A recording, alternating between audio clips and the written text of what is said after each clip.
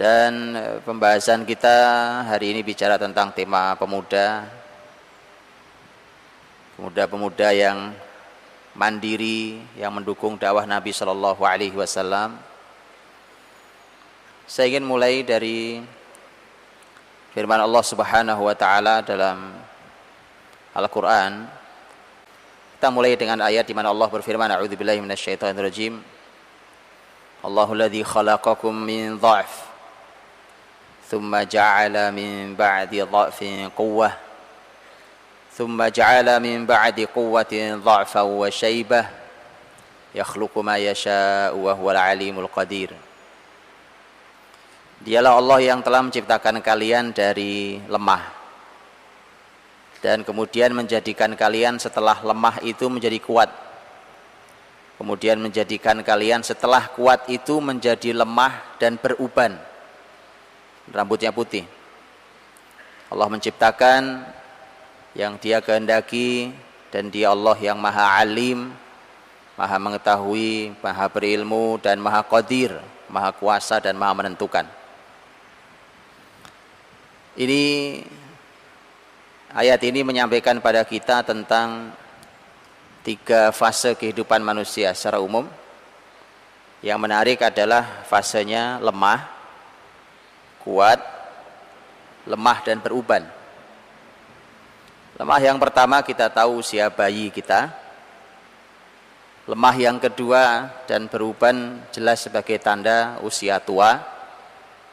Maka kuat yang di tengah apa? Usia pemuda. Karena itulah teman-teman dirahmati Allah, Allah menginginkan cuma dengan satu kata. Yang namanya pemuda itu satu kata, kuat. Itu kalimat Qur'ani, pilihan Allah. Makanya kalau kata kuat itu artinya tidak ada kamusnya anak muda lemes, itu enggak ada. Anak muda loyo tidak ada tempatnya. Anak muda gampang nyerah tidak ada. Anak muda lemah enggak masuk di sini. Cuma satu kata, kuat. Itu yang Allah mau di generasi muda. Kuat apanya? Segala hal. Karena Quran juga menggunakan nakirah, quwwah, kekuatan apa saja. Kuat segalanya. Kenapa Allah ciptakan kuat di usia tengah itu dan usia pemuda dari tengah itu? Ternyata Rasul Shallallahu Alaihi Wasallam yang menyampaikan. Kata Nabi, Nasarani asyabab wa khadalani asyuyukh. Saya ini ditolong, dibela oleh para pemuda, dan saya dihinakan, direndahkan oleh kalangan tua. Kalimat Rasul kita. Dan kalimat itu bisa antum cek dalam sejarah Islam bahwa benar datanya. Bahkan para ulama menyampaikan itu. Imam Ibnu Katsir dalam tafsirnya ketika menafsirkan kata pemuda, fityatun amanu bi rabbihim wa zidnahum huda, juga menyampaikan tentang bahwa dakwah Nabi dikelilingi anak-anak muda. Itu artinya ini tolak ukur. Tolak ukur yang mudah dijadikan ukuran. Apakah dakwah ini sudah lebih baik? Apakah akan segera hadir kebangkitan Islam? Di mana posisinya kebangkitan Islam itu dimulai? Maka dilihat di mana ada generasi muda yang kuat-kuat mencintai kebaikan, mencintai rumah Allah, maka di situ kebangkitan. Dimulai dari kota itu kebangkitan. Dimulai dari tempat itulah kebangkitan Islam. Karena merekalah yang dulu mengitari, mengelilingi dakwah Nabi Shallallahu Alaihi Wasallam. Itu adalah para pemuda. Dan Nabi Shallallahu Alaihi Wasallam itu dihinakan, dijatuhkan oleh orang-orang tua.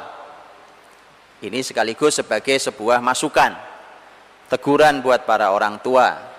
Yang tua semestinya membimbing yang muda, mengayomi yang muda, memberikan pengalamannya, bukan menjatuhkannya. Dan Rasul Shallallahu Alaihi Wasallam dimusuhi oleh orang-orang tua Quraisy. Di level tertingginya, level satunya, itu hampir semuanya mati kafir.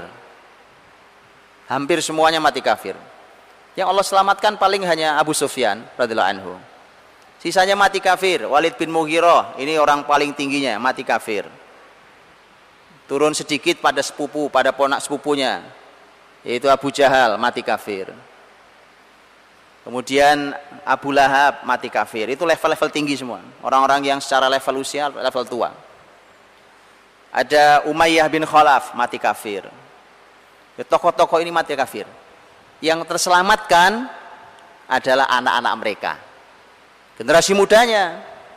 Siapa anaknya Walid bin Mughirah? Khalid bin Walid, panglima dengan keahlian yang luar biasa, tak ada duanya. Dalam kajian tentang bagaimana seorang Khalid. Kalau Abu Jahal mati kafir, anaknya beriman. Siapa anak Abu Jahal? Ikrimah radhiyallahu anhu, Ikrimah bin Abi Jahal, beriman, mujahid. Jadi generasi-generasi mudanya selamat, Pak. Yang tuanya mati kafir. Makanya pelajaran juga untuk kita di sini dan siapapun, bahwa kalau mau tobat jangan nunggu tua. Biasanya mati kafir.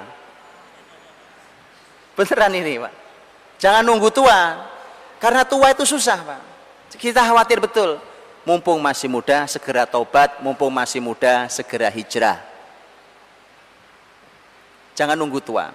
Yang tua dalam sejarah jelas mati kafirnya.